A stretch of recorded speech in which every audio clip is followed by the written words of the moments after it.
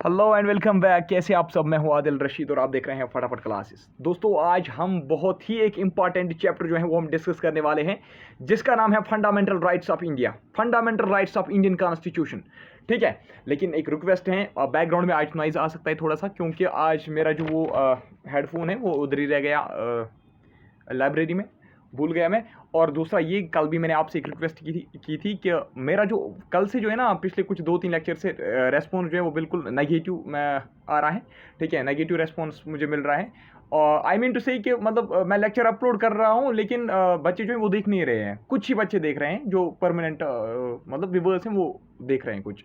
और वो एक्टिवली भी पार्टिसिपेशन भी करते हैं, चाहे मैंने मार्क लिया या कमेंट सेक्शन में मैं उन्होंने कुछ जवाब भी दिए थे। तो मुझे याद नहीं रहा किस किस ने जवाब दिया था, sorry for that. Next lecture में वो जो एप्रिसिएशन का बोला था वो नेक्स्ट लेक्चर में करूँगा। ठीक है, तो लेकिन देखिए, अगर ऐसे ही आप करते रहोगे ना तो ये तो आपको पता ही मेरा इंटरेस्ट भी ख़त्म हो जाएगा। मैं ये सोच रहा था कि अगले हफ्ते से, अगले वीक से मैं 3-3 लेक्चर्स बनाऊँगा, ताकि आपका सिलेबस भी जल्दी कंप्लीट हो जाएगा और मार्क टेस्ट भी हम फिर जल्दी ये कर सकते हैं। लेकिन तब से रेस्पॉन्स जो वो नेगेटिव आ रहा है। तो आज मैंने एक ग्रुप में मैसेज भी डाली थी कि आप मेंबर्स को ऐड करो व्हाट्सएप ग्रुप में, लेकिन किसी ने भी नहीं किया। कुछ बच्चों ने, 2-3 बच्चों ने 5-6 लड़कों को ऐड किया, लेकिन उसके बाद किसी ने नहीं किया। वरना ग्रुप में कितने हैं? 600 मेंबर हैं। ठीक है, आपसे यही उम्मीद रहेगी। और देखिए, नेक्स्ट वीक जो है वो बहुत ही ज़्यादा वो मतलब वो डिसाइड करेगा कि ये बैच आगे चलेगा या नहीं चलेगा। वो तो मुझे पहले ही पता चलेगा, उससे पहले ही। ठीक है, तो चलिए, मैं उम्मीद करता हूं कि अगर आपको ठीक लग रहे हैं ना हमारे लेक्चर्स, तभी मैं बैच पढ़ाऊंगा। अगर आपको नहीं ठीक लग रहे हैं तो मैं कहां पढ़ाऊंगा। ठीक है, चलिए आज का लेक्चर जो है वो हम स्टार्ट करते हैं। फंडामेंटल राइट्स, मैंने आपको थोड़ा सा बताया था पार्ट्स के बारे में, पार्ट्स ऑफ इंडियन कॉन्स्टिट्यूशन के बारे में। तो वहीं पे मैंने ये भी आपको बताया था कि पार्ट 3 ऑफ इंडियन कॉन्स्टिट्यूशन जो है उसमें लिखा गया है फंडामेंटल राइट्स के बारे में। यानी कि part 3 of Indian constitution deals with the fundamental rights. JKP जो कांस्टेबल का पेपर होगा उसमें आपसे क्वेश्चन पूछा जाएगा, which part of Indian constitution deals with the fundamental rights. तो आपका आंसर क्या होना चाहिए? पार्ट 3 जो है that deals with the fundamental rights. और आपसे ये पूछा जा सकता है कि कौन कौन से आर्टिकल जो है वो रिलेटेड है फंडामेंटल राइट्स के साथ। तो 12 to 35 जितने भी आर्टिकल्स हैं, 12, 13, 14, 15, 16 से लेकर बराबर 35 तक जो भी आर्टिकल्स हैं, they are related with fundamental rights, they are related to fundamental rights of India. ठीक है, अब देखिए, ये भी आप याद रखिएगा कि पार्ट 3 ऑफ इंडियन कॉन्स्टिट्यूशन जो है, part 3 of Indian constitution is known as Magna Carta of India. Which part is known as Magna Carta of India? One liner question बन सकता है। Part 3 of Indian constitution is known as Magna Carta of India. ठीक है, और question आ सकता है, ये बताइए, हाँ, टोटल में कितने फंडामेंटल राइट्स प्रेजेंटली, अगर हम देखेंगे ना करंटली या प्रेजेंटली, कितने फंडामेंटल राइट्स हैं इंडियन कॉन्स्टिट्यूशन में? प्रेजेंटली जो है सिर्फ 6 हैं। कितने हैं? याद रखिएगा, प्रेजेंटली सिर्फ 6 फंडामेंटल राइट्स हैं इंडियन कॉन्स्टिट्यूशन में। पहले कितने थे? ओरिजिनली कितने थे? पहले 7 थे। अब आप बताओगे सर ये जो 7वां था ये कौन सा था? हाँ, एक फंडामेंटल राइट और था जिसका नाम था राइट टू प्रॉपर्टी। क्या था उसका नाम? Right to property. वो पता है वो कौन सा आर्टिकल था? वो आर्टिकल 31 था मेरे दोस्तों। आर्टिकल 31 जो है वो फंडामेंटल राइट कभी था, कब? जब ओरिजिनल कॉन्स्टिट्यूशन बनी थी ना, उस टाइम पे वो फंडामेंटल राइट था, आर्टिकल नंबर 31 था वो। ठीक है, और उसको फिर डिलीट किया गया। फंडामेंटल राइट्स का जो लिस्ट है ना, वहां से इसको डिलीट किया गया, यानी कि पार्ट 3 से इसको डिलीट किया गया। फिर इसका क्या किया गया? ये जो राइट टू प्रॉपर्टी है ना, हाँ, राइट टू प्रॉपर्टी ऐसे ही रखा गया, लेकिन फंडामेंटल राइट इसको डिक्लेयर नहीं किया गया। फंडामेंटल राइट जो है का जो लिस्ट है वहां से इसको निकाला गया और इसको किसमें रखा गया? इसको रखा गया किसमें? शाबाश, पार्ट 12 में। किसमें? पार्ट 12 में। और याद रखिएगा, क्वेश्चन पूछा जा सकता है, ये बताइए, राइट टू प्रॉपर्टी जो है वो फंडामेंटल राइट है या लीगल राइट है? Right to property fundamental right है या लीगल राइट है? फंडामेंटल राइट है क्या? बिल्कुल भी नहीं। क्यों? क्योंकि इसको पार्ट 3 से निकाल के पार्ट 12 में डाला गया है। और पार्ट 12 में क्या है? शाबाश, पार्ट 12 में क्या है? Right to property, right to property. अब ये वहां पे आर्टिकल 31 नहीं है, ये भी आप याद रखोगे। देखिए, जब ये फंडामेंटल राइट्स के लिस्ट में था उस टाइम पे ये आर्टिकल नंबर 31 था उस लिस्ट में, लेकिन जब इसको उस पार्ट से निकाला गया, जब इसको फंडामेंटल राइट्स की लिस्ट से निकाला गया, इसको जब पार्ट 12 में डाला गया ना, तो वहां पे इसका आर्टिकल नंबर जो है वो 31 नहीं रहा, वो फिर क्या रहा? वो आर्टिकल नंबर 300A रहा। क्या रहा? तो आप याद रखोगे आर्टिकल नंबर 300A जो पार्ट 12 में है वो that deals with right to property. हाँ, अब ये बात, ये मैंने आपको पहले ही बताया था कि जब भी कॉन्स्टिट्यूशन में कोई चेंज करनी हो, थोड़ी सी भी अगर चेंज करनी हो, उसके लिए हमें अमेंडमेंट एक्ट जो है वो लाना पड़ता है। उसके लिए पहले हमें अमेंडमेंट एक्ट पास करना पड़ता है। तो ये बताइए, अगर आपसे पूछा जाएगा ये बताइए राइट टू प्रॉपर्टी जो है that was removed from the list of fundamental rights, और राइट टू प्रॉपर्टी जो है या आर्टिकल नंबर 31 जो है that was deleted from the list of fundamental rights, तो उस टाइम पे कौन सा कॉन्स्टिट्यूशनल अमेंडमेंट एक्ट जो है वो पास किया गया था? तो आपका जवाब क्या होना चाहिए? आपका जवाब जो है वो होना चाहिए 44th। याद रखिएगा, याद रखिएगा। हाँ, थोड़ा सा रिवाइज करवा दूंगा। मैंने आपको कल पढ़ाया था 42nd कॉन्स्टिट्यूशनल अमेंडमेंट एक्ट, जिसको हम बोलते थे मिनी कॉन्स्टिट्यूशन ऑफ इंडिया भी, है ना, मिनी कॉन्स्टिट्यूशन ऑफ इंडिया भी उसको बोलते थे हम। तो ये 42nd कॉन्स्टिट्यूशनल अमेंडमेंट एक्ट जो है ये कब हुआ था? ये हुआ था 1976 में। हाँ, अब आपसे ये क्वेश्चन भी पूछा जा सकता है, ये बताइए 44th कॉन्स्टिट्यूशनल अमेंडमेंट एक्ट जो है वो कब पास हुआ था? तो 1978 इसका आंसर रहेगा। 42 हुआ था 1976 में और 44th जो है वो हुआ है 1978 में। हाँ जी, बस बस ठीक है। राइट टू प्रॉपर्टी समझ में आ गया ना? हाँ, अब प्रेजेंटली मैंने आपको बताया, presently there are only 6 fundamental rights. अगर हम देखेंगे कौन कौन सा फंडामेंटल राइट है प्रेजेंटली, आपसे क्वेश्चन आएगा, ये बताइए which among the following is fundamental right या which among the following is not fundamental right, ये क्वेश्चन आ सकता है, बिल्कुल आ सकता है। देखिए, हाँ, छह कैटेगरीज हैं फंडामेंटल राइट्स की, 6 कैटेगरीज हैं। तो कौन कौन सा? राइट टू इक्वालिटी हो गया 1, इक्वालिटी याद रखिएगा।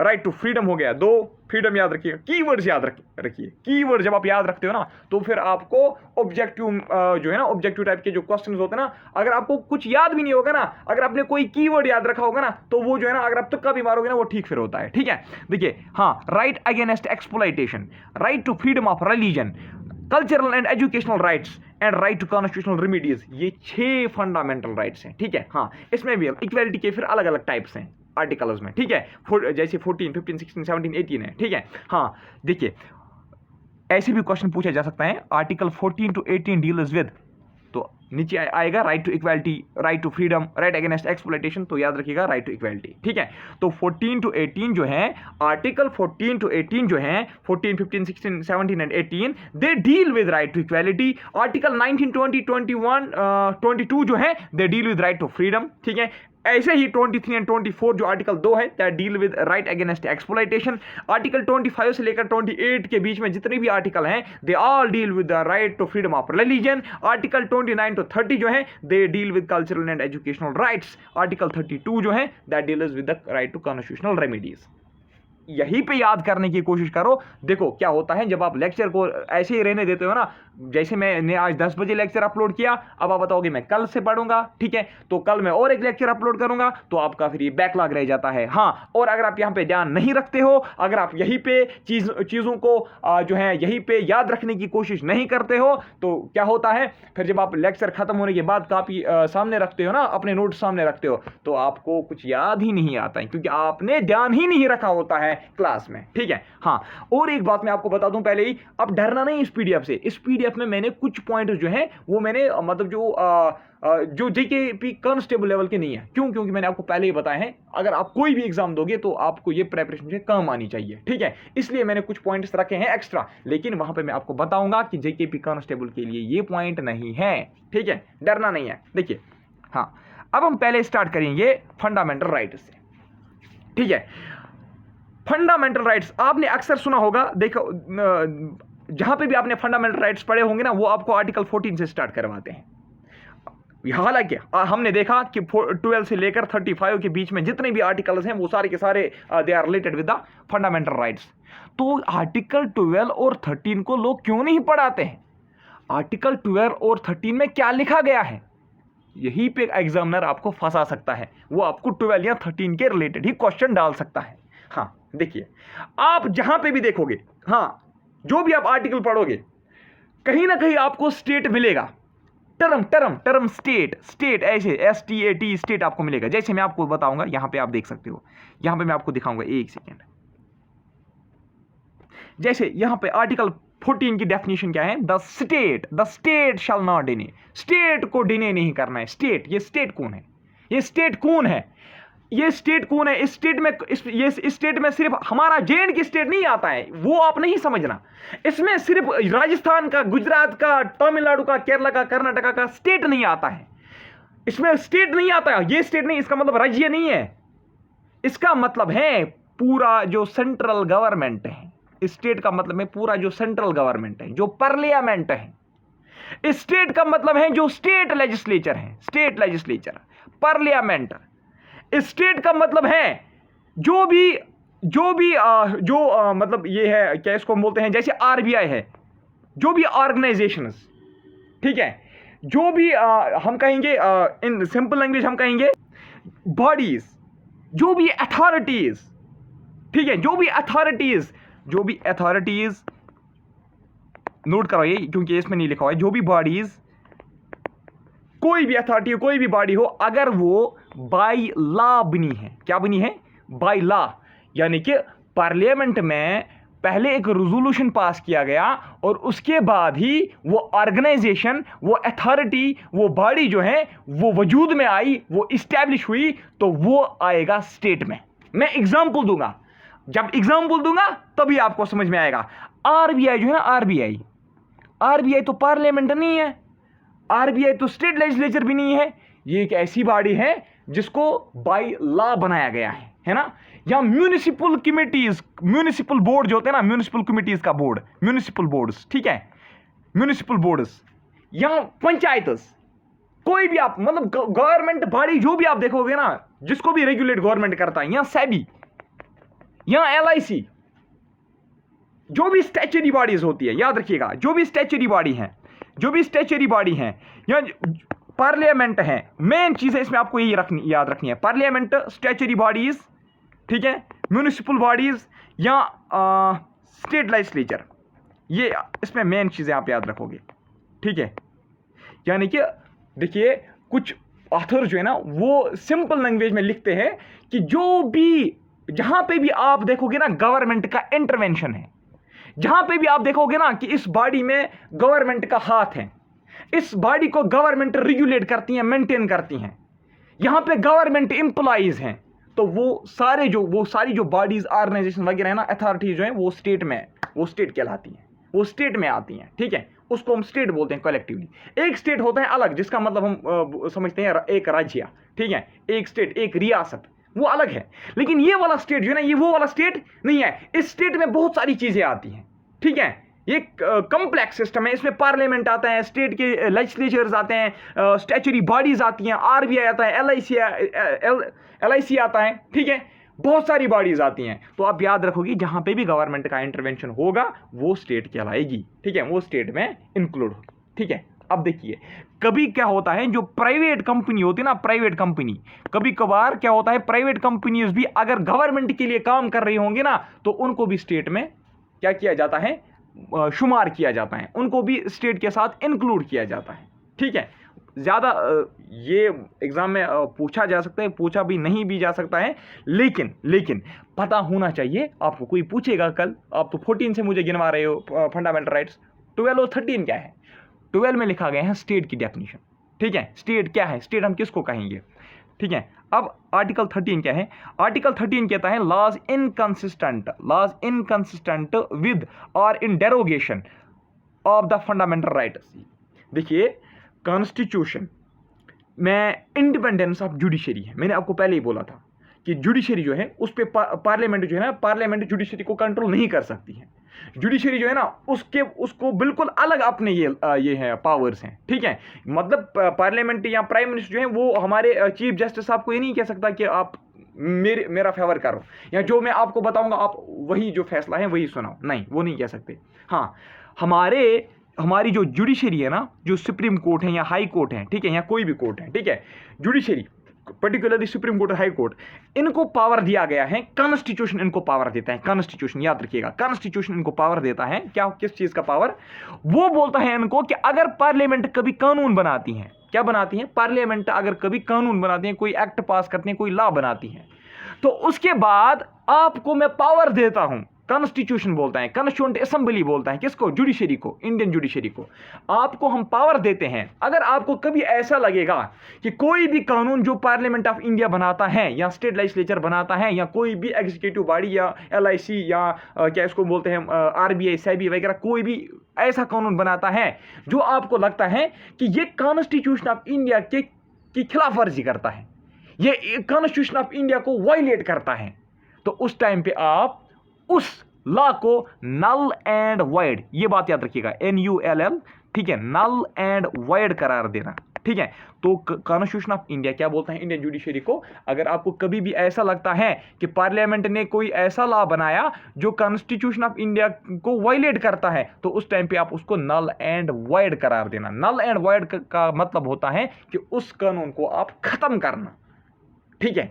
यानी कि यहां पे जुडिशरी को बहुत बड़ा एक पावर है, यहां पे ये पार्लियामेंट को भी ओवरराइड कर सकता है, ठीक है, अगर इसको कभी लगता है कि कॉन्स्टिट्यूशन के खिलाफ लॉ बना हुआ है, ठीक है। तो इसलिए आर्टिकल 13 में यही लिखा गया है कि गवर्नमेंट जो भी लॉ बनाएगी, पार्लियामेंट, लेजिस्लेचर या कोई भी बोर्ड, जो भी लॉ हिंदुस्तान में बनेगा वो होना चाहिए इन कन्फर्मिटी। क्या होना चाहिए? वो होना चाहिए इन कन्फर्मिटी। का मतलब होता है कि वो होना चाहिए, वो मतलब क्या हम बोलेंगे, वो वायलेट नहीं करना चाहिए किसको? कॉन्स्टिट्यूशन को, ठीक है।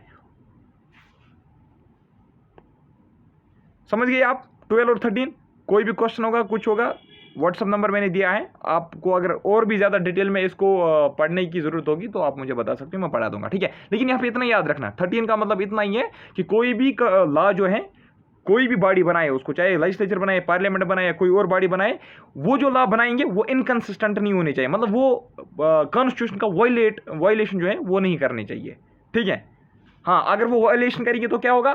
जुडिशरी क्या करेगा? नल एंड वॉइड उसको करार देगा, ठीक है। हाँ, अब आपको क्वेश्चन आता है, ये जो पीडीएफ में वो मेंशन नहीं है, आपको क्वेश्चन पूछा जा सकता है, इंडियन कॉन्स्टिट्यूशन में जुडिशियल रिव्यू जो है, जुडिशियल रिव्यू कहाँ पे मेंशनड है? ऐसे तो जुडिशियल रिव्यू कहीं पे मेंशन नहीं है। जुडिशियल रिव्यू का मतलब पता क्या होता है? कि जुडिशरी जो है, जुडिशरी का देखना, क्या चीज देखना कि लॉ जो है वो कॉन्स्टिट्यूशन के साथ मिलता है या कॉन्स्टिट्यूशन को वायलेट करता है, जो मैं अभी आपको बता रहा था। इस चीज को हम बोलते हैं जुडिशियल रिव्यू, इस प्रोसेस को, इस प्रोसीजर को। क्या, किस चीज को हम बोलते हैं जुडिशियल रिव्यू? जो इंडियन जुडिशरी, सुप्रीम कोर्ट या हाई कोर्ट ये चीज देखता है कि ये जो लॉ पार्लियामेंट या लेजिस्लेचर या किसी बोर्ड ने बनाया है, क्या ये इंडियन कॉन्स्टिट्यूशन के साथ मिलता है, क्या ये, या ये हम कहेंगे कि क्या ये हमारे इंडियन कॉन्स्टिट्यूशन को वायलेट मत करता है। ये जो चीज देखता है ना, ये जो नजर रखता है ना, इसको हम बोलते हैं जुडिशियल रिव्यू, ठीक है। यानी कि ये टेस्ट करता है इस लॉ को, ठीक है।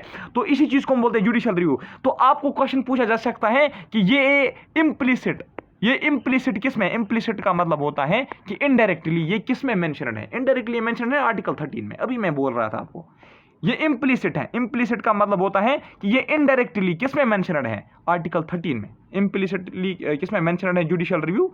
शाबाश, जुडिशियल रिव्यू इम्प्लिसिटली किस में मेंशनड है? आर्टिकल 13 में। Judicial review implicitly it is mentioned in article 13, ठीक है, याद रखोगे ये। बस ये मैं आपको मार्क टेस्ट में कभी ना कभी पूछूंगा, ठीक है। अब देखिए आर्टिकल 14 क्या कहता है? Equality before law and equal protection of laws, ठीक है। आर्टिकल 15 क्या कहता है? शाबाश, आर्टिकल 15 क्या कहता है? Prohibition of discrimination on grounds of religion, race, caste, sex और प्लेस ऑफ बर्थ। क्या सर हमें ये याद रखने हैं? ये आपको बिल्कुल याद रखने हैं। अब कैसे याद करोगे? देखिए, पहले दिन आप करो काम 14 to 18 याद करो, फिर 19 to 22 याद करो, इसी तरीके से फिर 23 to 24 याद करो, अलग अलग। ये जो है ना 6 कैटेगरीज की ना, 6 दिन लगेंगे, इसको आराम से याद हो जाएंगे यार। यहाँ वॉलपेपर रखो, इनको वॉलपेपर, इसको कैप्चर करो स्क्रीनशॉट, फिर वॉलपेपर में रखो, ठीक है, फोन के वॉलपेपर में, ताकि जैसे आपको फोन पे नजर पड़ेगी ना, ये आपको फिर इसका रिवाइज होगा, ठीक है। तो equality before law, prohibition of discrimination on the grounds of religion, race, caste, sex और प्लेस ऑफ बर्थ। 16 क्या कहता है? Equality of opportunity in matters of public employment. 17 कहता है एबोलिशन ऑफ अनटचेबिलिटी। 18 कहता है एबोलिशन ऑफ टाइटल्स। देखिए ये मैं आपको डिटेल में इनकी एक्सप्लेनेशन दूंगा नीचे, ठीक है, एक एक करके। तो 19 कहता है protection of certain rights regarding freedom of speech, association, cooperative, reside, move, profession etcetera, ठीक है। तो ये आप खुद देखना। अब मैं क्यों पढ़ूंगा, क्योंकि आप भी बोर हो जाओगे, ठीक है। देखिए मैं तो आपको ये पढ़ाऊंगा लेकिन विद एक्सप्लेनेशन। चलिए हम फिर लेक्चर, हाँ एक पॉइंट है पहले, एक सेकेंड। फंडामेंटल राइट्स जो है ना, इनको हम सस्पेंड भी कर सकते हैं। हाँ, कब सस्पेंड कर सकते हैं? ड्यूरिंग नेशनल इमरजेंसी, याद रखना। लेकिन नेशनल इमरजेंसी के दौरान जो है आर्टिकल 20 और 21 को हम सस्पेंड नहीं कर सकते। देखिए याद रखो, मैं बता रहा हूं आपको, जितने भी फंडामेंटल राइट्स हैं ये वायलेट हो सकते हैं, गवर्नमेंट इनको वायलेट कर सकती है, ठीक है, गवर्नमेंट इनको वायलेट कर सकती है।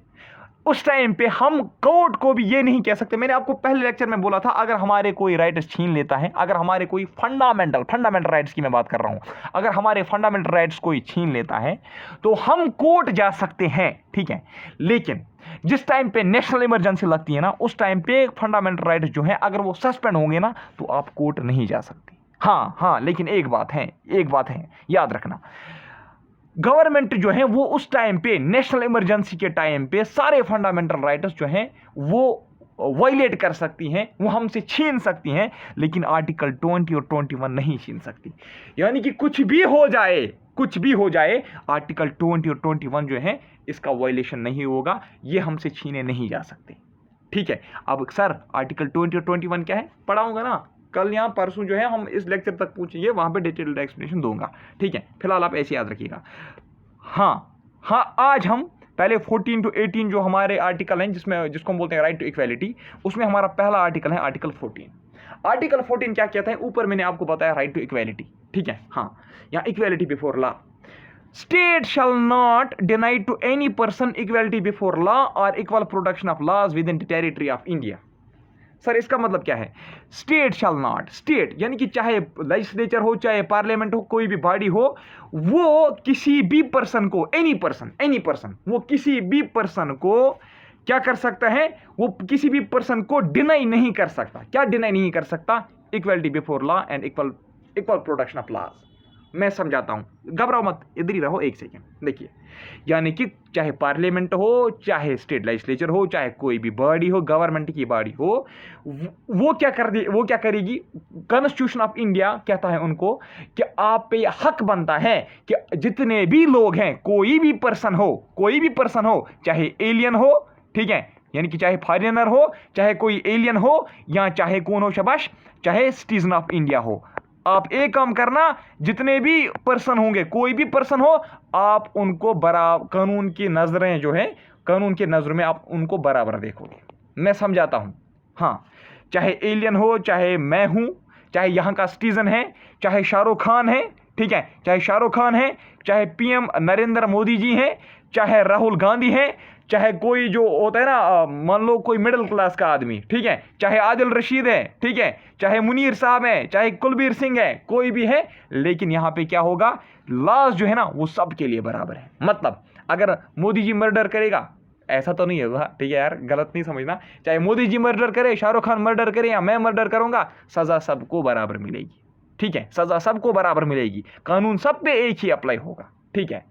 कोई भी यहाँ पे जो है ट्रैफिक रूल्स का वायलेशन करेगा, चालान सबका कटेगा, मोदी जी का भी कटेगा, मेरा भी कटेगा, आपका भी कटेगा, ठीक है।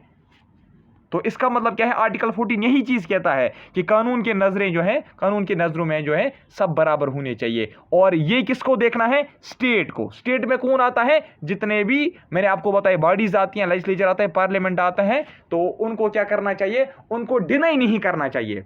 मतलब उनको ये नहीं करना चाहिए कि मोदी जी को एक के ऊपर एक लॉ अप्लाई होगा, गरीबों के ऊपर एक लॉ अप्लाई होगा और अमीरों के लिए दूसरा लॉ अप्लाई होगा, ये नहीं हो सकता। इक्वलिटी बिफोर लॉ, यानी कि लॉ जो है वो बराबर होना चाहिए। इक्वल प्रोटेक्शन ऑफ लॉज, जितने भी लॉज हैं वो क्या होने चाहिए? सबको वो इक्वल प्रोटेक्शन देगी, ठीक है। यानी कि जो भी लॉ बनेगा वो सबको प्रोटेक्ट करेगी इक्वली, ठीक है। अमीर लोगों को वो अलग से प्रोटेक्ट नहीं करेगी और गरीबों को अलग से नहीं, बराबर सबको करेगी प्रोटेक्ट, ठीक है। लेकिन यहाँ पे एक पॉइंट जो मैंने इसमें नहीं लिखा है, लेकिन मैंने आपको ये डिक्टेट किया अभी, तो आप याद रखिएगा, ये जो आर्टिकल 14 है ना, आपसे क्वेश्चन पूछा जाता है कि ये एलियंस को मिलता है या नहीं मिलता है। मैंने आपको कुछ आर्टिकल्स बताए थे, है ना, जैसे मैंने आपको बताया था आर्टिकल 15, 16, 19, 29 और 30 जो है, ये ऐसे आर्टिकल्स हैं जो सिर्फ सिटीजन्स ऑफ इंडिया को मिलते हैं, बाकी जितने भी हैं वो सबको मिलते हैं। तो एनी पर्सन जो यहाँ पे लिखा हुआ है ना, इसका मतलब है चाहे सिटीजन हो, चाहे कोई प्राइवेट कंपनी हो, चाहे पब्लिक कंपनी हो, चाहे गवर्नमेंट कंपनी हो, ठीक है, या चाहे सिटीजन ऑफ इंडिया हो, कोई भी पर्सन हो या एलियन हो, सबको मिलेगा। एलियंस को मिलेगा, तो ये यहाँ पे ये पॉइंट याद रखना है, एलियंस को मिलेगा क्या? हाँ, एलियंस को भी मिलेगा। एलियंस की बात आपको याद रखना है, ठीक है। प्राइवेट कंपनी को मिलेगा क्या? हाँ, उसको भी आर्टिकल 14 जो है मिलेगा। हाँ, यही कहता है, it confers right to all persons, citizens and foreigners, includes legal persons. Legal persons में कोई भी कंपनी आती है, ठीक है, कोई भी पब्लिक सेक्टर कंपनी आएगी, ठीक है। चलिए, एक्सेप्शंस टू इक्वालिटी, ये जो है ना, ये वाला पोर्शन है, ये आपके लिए इंपॉर्टेंट नहीं है। हाँ, आपके लिए इंपॉर्टेंट कितना है वो मैं बताऊंगा। JKP border battalion, sorry, JKP constable वालों के लिए कौन कौन सा पॉइंट इंपॉर्टेंट है सुनिए। लेकिन एक्सेप्शंस हैं, इक्वालिटी में कुछ एक्सेप्शंस हैं। एक्सेप्शंस ये हैं कि president of India, governor, president, governor, चाहे वो किसी भी स्टेट का हो, फॉरेन सॉवरन्स, ठीक है, फॉरेन सॉवरन्स, यानी कि फॉरेन जो आते हैं ना, कोई यहाँ पे प्राइम मिनिस्टर आएगा, प्रेसिडेंट उनका आएगा, कोई भी, या कोई भी डिप्लोमेट आएगा, ठीक है, जैसे IFS ऑफिसर्स होते हैं, ठीक है, UNO या उनकी एजेंसीज जो है, इनके लिए जो कानून है वो कभी क्या हो सकता है, वो वायलेट हो सकता है। हाँ, ये जो मैंने पर्सनस गिना, ये जो मैंने ऊपर पर्सनस आपको बताए, जैसे प्रेसिडेंट ऑफ इंडिया है, गवर्नर किसी भी स्टेट का हो, फॉरेन सॉवरन जो है, ठीक है, डिप्लोमेट्स हैं, UN और उसकी एजेंसीज हैं, ये कुछ ऐसे लोग हैं जिनको थोड़ा सा छूट दी जाती है, जिनको थोड़ा सा छूट मिलती है, ठीक है। ये मैं आपको आगे पढ़ाऊंगा, जब मैं प्रेसिडेंट ऑफ इंडिया पढ़ाऊंगा ना, वहां पे मैं आपको बताऊंगा इसको कहां कहां पे छूट मिलती है, गवर्नर को कहां कहां पे छूट मिलती है। ऐसा नहीं कि ये मर्डर करेंगे इनको फिर छोड़ेंगे नहीं, ऐसी बात नहीं है। देखो, मतलब जिस टाइम पे ये टेनवर में होते हैं ना, जिस टाइम पे ये सर्व करते हैं, मतलब प्रेसिडेंट का टेनवर होता है 5 साल, ठीक है। इन 5 सालों में अगर ये कोई मर्डर करता है ना, तो अगर ये कोई मतलब ऐसा कोई जुर्म करता है ना, कोई क्राइम करता है, ठीक है, कोई क्राइम करता है, तो उस टाइम पे इसको अरेस्ट नहीं किया जाता है इमीडिएटली। हाँ, क्या मैं आपको बता रहा था, एक्सेप्शन जो है प्रेसिडेंट इसमें है। तो जैसे मैं आपको बता रहा था, प्रेसिडेंट जो है अगर वो कोई भी ये करेगा ना, कोई भी क्राइम करेगा, तो जिस टाइम पे वो टेनवर में है, मान लीजिए इस टाइम पे हमारा जो प्रेसिडेंट साहिबा जो है, अगर वो कोई क्राइम करती है ना, उसको अरेस्ट कोई नहीं कर सकता। कोई भी किस्म का क्राइम वो करे, इस टाइम पे वो क्या हो सकता है, उसको हम अरेस्ट नहीं कर सकते, तो उसको हम अरेस्ट नहीं कर सकते, ठीक है। एक्चुअली यार यहाँ पे मैं घर में नहीं होता ना, मैं बाहर हूँ हॉस्टल में, तो यहाँ बच्चे आते रहते हैं रूम में, इसलिए वीडियो पॉज करना पड़ता है, ठीक है। हाँ, देखिए, इसमें आप और एक याद रखोगे, और एक चीज़, तो बस आर्टिकल नंबर याद रखो, आर्टिकल नंबर 31C, 36(1)(a), 105, 194। ये जो आर्टिकल है ना, ये तो हमें सेपरेटली डिस्कस करना है, ठीक है। देखो, अगर हम यहाँ पे ये सेपरेटली डिस्कस करने बैठेंगे ना, तो ये फिर जो है ना, इसका जो वो ऑर्डर है ना इस लेक्चर सीरीज का, वो तो खत्म हो जाएगा, ठीक है। तो आर्टिकल 36(1)(a) भी याद रखना, आर्टिकल 36(1) भी याद रखना, ठीक है। आर्टिकल 36(1), आर्टिकल 36(1)(a) भी दोनों याद रखना। मैं बता रहा हूँ आपको, आर्टिकल 36(1), आर्टिकल 36(1)(a) भी याद रखना, ठीक है। और कौन सा एक्सेप्शन है, 31C, 36(1)(a), 105, 194, और है प्रेसिडेंट ऑफ इंडिया, ठीक है, governor, foreign sovereigns, diplomats, UNO and its agencies, ठीक है। ये एक्सेप्शन है इक्वालिटी के। देखिए, अब आर्टिकल 15 कहता है स्टेट, फिर से स्टेट का नाम आता है, यानी कि स्टेट पार्लियामेंट कोई भी ऐसा कानून नहीं बना सकती। कौन सा कानून, जिसमें क्या होगा, यहाँ स्टेट लेजिस्लेचर जो है वो कोई भी ऐसा कानून नहीं बना सकती जिसमें क्या होगा, shall not discriminate against any citizen on grounds only of religion, race, caste, sex, place of birth. यानी कि ये कहता है, मैं आपको समझा दूंगा, ठीक है। ये बोलता है कि स्टेट को ऐसा नहीं करना चाहिए, नॉट डिस्क्रिमिनेट, स्टेट को डिस्क्रिमिनेट नहीं करना चाहिए, किसी को भी उसको डिस्क्रिमिनेशन, किसी के ऊपर भी उसको डिस्क्रिमिनेशन नहीं थोपनी चाहिए। किसके बेसिस पे, religion, race, caste, sex, place of birth, ये सब आपको याद होने चाहिए। ये टर्म जो है ना, रिलीजन, रेस, कास्ट, सेक्स और प्लेस ऑफ बर्थ, ठीक है। आपको कल आएगा, क्रीड मेंशनड है क्या इसमें कहीं पे, आर्टिकल 15 में? नहीं, क्रीड मेंशनड नहीं है, ठीक है। देखिए, कलर मेंशनड है कहीं पे, कलर भी मेंशनड नहीं है, ठीक है। सिर्फ है religion, race, caste, sex, place of birth, ये 5 चीजें हैं, 1, 2, 3, 4, 5, ये आपको टिप ऑफ द टंग होनी चाहिए। तो क्या होना चाहिए कि स्टेट जो है उसको डिस्क्रिमिनेशन नहीं करनी चाहिए on the base of religion, race, caste, sex और प्लेस ऑफ बर्थ, ठीक है। मान लीजिए कल को अगर गवर्नमेंट कोई पोस्ट निकालती है, ठीक है, कोई गवर्नमेंट जॉब निकालते हैं, जैसे जेकेपी कांस्टेबल के लिए उन्होंने निकाला, तो उसमें क्या उन्होंने ये लिखा है कि सिर्फ मुसलमान इसमें भर सकते हैं, हिंदू नहीं भर सकते? क्या उन्होंने ये लिखा है उसमें कि सिर्फ हिंदू भर सकते हैं, मुसलमान नहीं भर सकते? मत लिखा हुआ है तो रिलीजन के बेस पे हमारी गवर्नमेंट डिस्क्रिमिनेशन नहीं करेगी। ठीक है, यहाँ कोई भी स्टेट जो होगा, कोई भी स्टेट में मैंने आपको पहले ही बोला कौन कौन सी चीजें आती हैं, तो स्टेट जो है वो रिलीजन के बेस पे नहीं करेगी डिस्क्रिमिनेशन। दूसरा आता है रेस। क्या आपको किसी ने ये कहा कि जो जिनका रंग काला होगा या जिनका गोरा रंग ज्यादा होगा उनको हम ज्यादा पॉइंट देंगे, या जो गोरे होंगे सिर्फ वही इसमें क्या कर सकते हैं, जो राजपूत हैं सिर्फ वही भर सकते हैं इसमें फॉर्म, या जो क्या इसको बोलते हैं जो ब्राह्मण हैं सिर्फ वही भर सकते हैं? बोला क्या? नहीं बोला ना। तो यानी कि रेस के ऊपर भी यहाँ पे डिस्क्रिमिनेशन नहीं होती है। ठीक है, कास्ट के ऊपर, ठीक है, गुप्ता, वर्मा, लोन, मीर, वानी, क्या कहीं पे कास्ट मेंशन है इस नोटिफिकेशन में? मत है, नहीं है। ठीक है, सेक्स, क्या इसमें लिखा गया है कि सिर्फ मेल भर सकते हैं, फीमेल नहीं भर सकते? लिखा है कहीं पे? नहीं। और प्लेस ऑफ बर्थ, क्या इसमें ये लिखा गया है कि जो कुपवारा में रहते हैं सिर्फ वही भर सकते हैं? नहीं लिखा गया है। तो यही है, यही मैं आपको समझाना चाहता हूं। आर्टिकल 15 यही कहता है, वो स्टेट को बोलता है कि आप डिस्क्रिमिनेशन नहीं करना, आप डिस्क्रिमिनेशन कभी भी नहीं करना। किन बेसिस पे? रिलीजन, रेस, कास्ट, सेक्स और प्लेस ऑफ बर्थ। हाँ, लेकिन इसमें यह लिखा गया है द वर्ड ओनली, जो ओनली वर्ड इसमें लिखा गया है ना, यहां पे आप देख सकते हो, only of religion, caste, sex और प्लेस ऑफ बर्थ। आप पढ़िए इसको, देखिए। मैं नहीं चाहता कि आपको यहां पे कोई कंफ्यूजन रहे। State shall not discriminate against any citizen on grounds only, जो वर्ड लिखा गया ना यहां पे, इस पे ध्यान दीजिएगा। ठीक है, तो स्टेट को कॉन्स्टिट्यूशन कहता है कि ये जो 5 चीजें मैं आपको बताता हूं, इन 5 चीजों पे आप डिस्क्रिमिनेशन नहीं करना, सिर्फ इन 5 चीजों पे, ओनली इन 5 चीजों पे। बाकी जितनी भी चीजें हैं उसमें आप डिस्क्रिमिनेशन कर सकते हो उन बेसिस पे, लेकिन इन बेसिस पे आप डिस्क्रिमिनेशन नहीं कर सकते। अब बताओगे सर डिस्क्रिमिनेशन कहां पे कर सकते हैं? एग्जांपल एक बताओ ना, मैं बताता हूं। हाँ, डिस्क्रिमिनेशन कर सकते हैं on the base of height. For example, height की मैं एग्जांपल देता हूं आपको, है। डिस्क्रिमिनेशन कर सकते हैं on the base of running, है ना, कर सकते हैं ना। देखो कैसे, जेकेपी कांस्टेबल की मैं एग्जांपल दे रहा था आपको। जेकेपी कांस्टेबल की नोटिफिकेशन में ये नहीं लिखा गया है कि जिनकी हाइट, फॉर एग्जांपल कितना लिखा है मुझे पता नहीं है, 157 या 150 क्या है, ठीक है, मान के चलते 157 वहां पे लिखा गया है। वहां पे ये लिखा गया ना कि 157 जिनकी हाइट होगी वही अप्लाई कर सकती, लिखा हुआ है ना, तो ये तो डिस्क्रिमिनेशन हो गई। वहां पे ये लिखा गया है ना कि जो रेस जो होगी, फॉर एग्जांपल एसआई के लिए मुझे पता था कि वहां पे 6 मिनट में 1600 मीटर जो है वो निकालने थे, ये लिखा गया था ना। जो ये कर सकते हैं तो उनको ही हम जॉब प्रोवाइड करेंगे, लिखा गया था ना।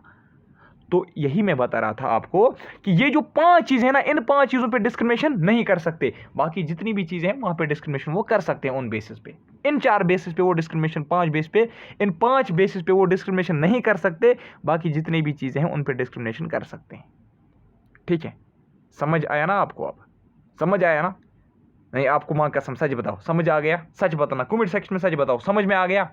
अगर नहीं आया ना तो मैं नेक्स्ट लेक्चर में ये रिपीट करूंगा, ठीक है, लेकिन मुझे कमेंट सेक्शन में बता देना। हाँ,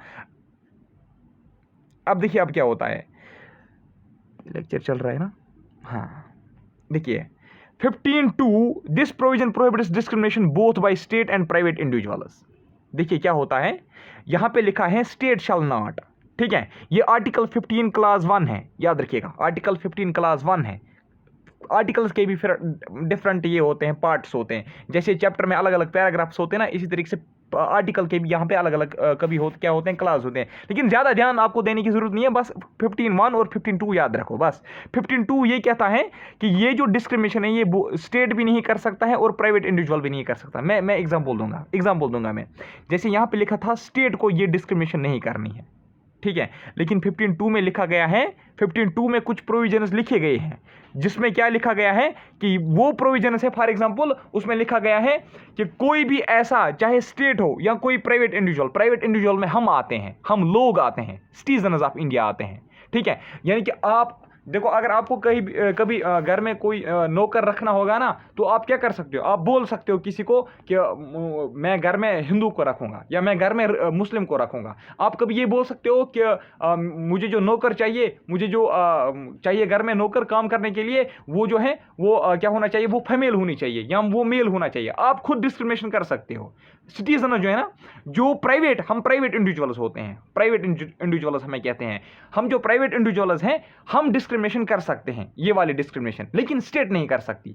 लेकिन कुछ डिस्क्रिमिनेशन ऐसी हैं जो ना प्राइवेट इंडिविजुअल कर सकते हैं और ना स्टेट कर सकते हैं। वही मैं बता रहा हूं आपको, वही चीजें जो ना प्राइवेट कर सकता है ना स्टेट कर सकता है डिस्क्रिमिनेशन, वो लिखा गया है आर्टिकल 15(2) में। याद रखिएगा, आर्टिकल 15 क्लास 1 में वो डिस्क्रिमिनेशंस लिखी गई हैं जो स्टेट नहीं कर सकती, आर्टिकल 15(2) में वो डिस्क्रिमिनेशंस लिखी गई हैं जो प्राइवेट इंडिविजुअल भी नहीं कर सकता और जो स्टेट भी नहीं कर सकता। समझ आ गया ना?